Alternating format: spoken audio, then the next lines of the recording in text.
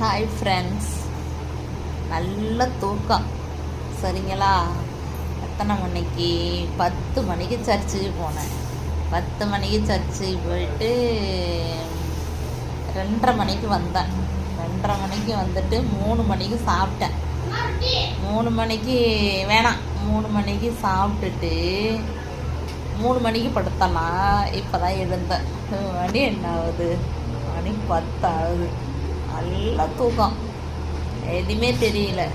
பாப்பாவும் அரிசி ஊற வச்சுருந்தேன்னா, பாப்பாவும் அரிசி அரைச்சி வச்சுட்டு மாவு சப்பாத்தி போட்டு குருமா பண்ணி சாப்பிட்டுட்டு எல்லாம் படுத்துட்டுங்க, டிவி பார்த்துக்கிட்டு இருக்குங்க. ஆனால் நான் மட்டும் 3, 4, 5, 6, 7, 8, 9, 10 மணி நேரம் தூங்கியிருக்கேன். ஆக மொத்தம் 8 மணி நேரம் தூங்கியிருக்கேன். நான் நல்லா தூங்கிட்டு இருக்கேன். பக்கத்தில் பார்த்தா ஒரு பாட்டு சவுண்டு கேட்குது. எனக்கு ஏதோ கனவுல கேட்குற மாதிரியே இருக்குது பாட்டு சவுண்டு.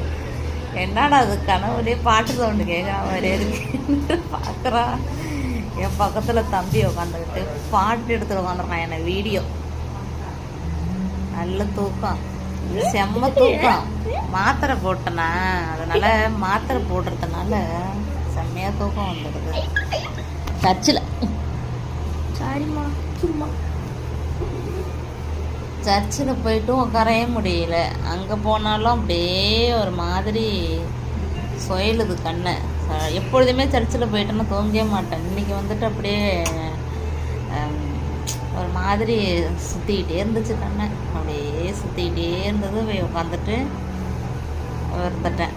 திருப்பியும் வந்துட்டு படுத்துட்டேன். நேற்று கொஞ்சம் ஓவராக ஆட்டம் போட்டுட்டேன். நேற்று வந்துட்டு எங்கள் மாமியார் வீட்டுக்கு போனேன். போயிட்டு எங்கள் மாமியார்லாம் பார்த்துட்டு வந்தேன். வந்துட்டு அப்போது ஒரு டான்ஸு போட்டு 2-3 வீடியோ எடுத்தேன். அதுதான் ஒரு கிளையாட்டிருக்கு எனக்கு உடம்புக்கு. அதுதான் அப்படியே உடம்பு சரியில்லை, அதே போயிடுச்சு. நல்ல தூக்கம். இப்போ எழுந்திருந்தேன். ஒரு 4 சப்பாத்தி சாப்பிட்டேன். சாப்பிட்டுட்டு வந்து திருப்பியும் இதே இடத்துல படுத்த இடத்துலையே படுத்துட்டேன். அப்புறம் திருப்பி போய் மாத்திரை போட்டுட்டு, சாரி செல்லு வேறு தடுமாறிக்கிட்டு இருக்கு, என்னன்னு தெரில. உள்ளே போய் படுத்துருவேன். படுத்துட்டு நாளைக்கு வந்து ஸ்கூலு எல்லாருக்கும். நாளையோட ஒரு பாப்பாவுக்கு, பெரிய பாப்பாவுக்கு நாளையோட பரீட்சை முடியுது. நாளையோட பெரிய பாப்பாவுக்கு பரீட்சை முடியுது. அதுக்கப்புறம் காலேஜ் சேர்க்கணும்.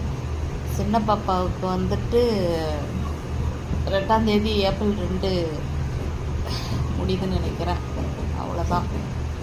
அப்புறம் ஒன்றும் இல்லை சொல்ல.